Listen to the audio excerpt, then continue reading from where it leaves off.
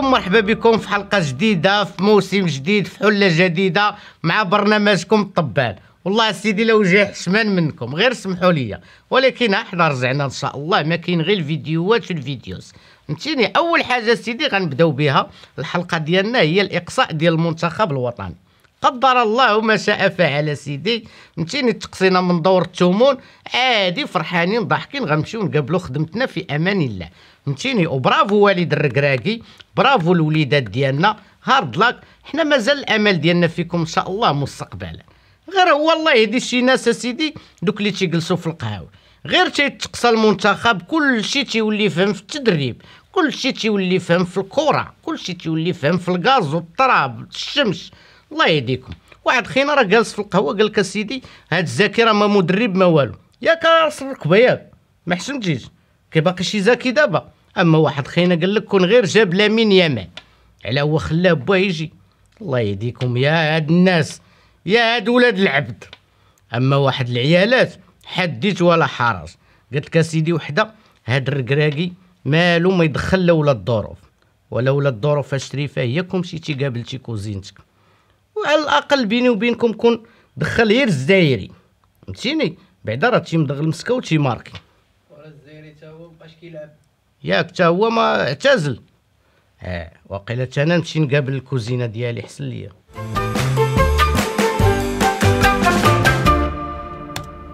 شو تبارك الله انت سيدي.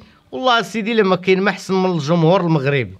غير تقصى المنتخب ديالنا مشاو عندهم اللعابه قالوا لهم برافو تبارك الله عليكم، في امان الله وحفظه ونعم التربيه. ماشي بحال هاد بني كرغل، هاد الدوله اللي لا تجي غير تقصى المنتخب ديالهم الله يرزق السلامه. ما كاين غير شير عليه بالحجر القراعي الكراسه.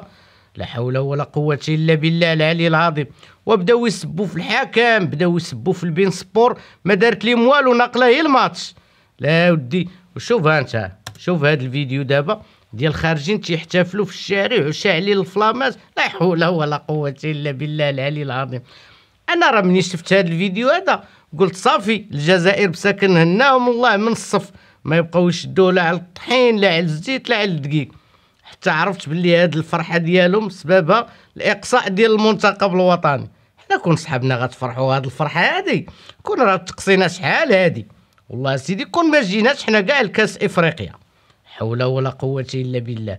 ولكن هذا هو المظنون في هاد الكراغله هادو، هاد الحقد وهاد الكراهيه ديالو.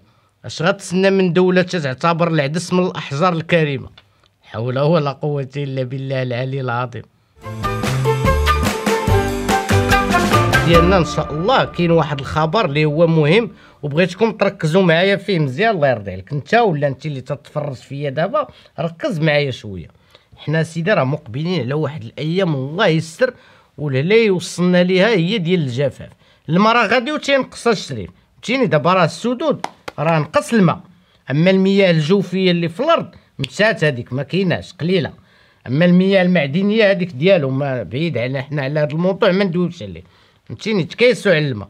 ها هما دابا سدوا لينا الحمامات، واحد شويه سدوا لينا الطواليطات.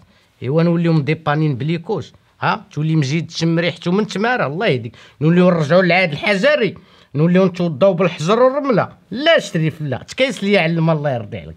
فهمتيني؟ الناس اللي عندها لا بيسين خويها سيدي من الماء وسقفو، دير فيه الفلالس ولا دير فيه شي حاجه، روج الوقت تدوز هاد الازمه. راه يقدروا يديروا لنا الحظر الصحي ولا شي حاجه. لا تكيسي على الماء خويا.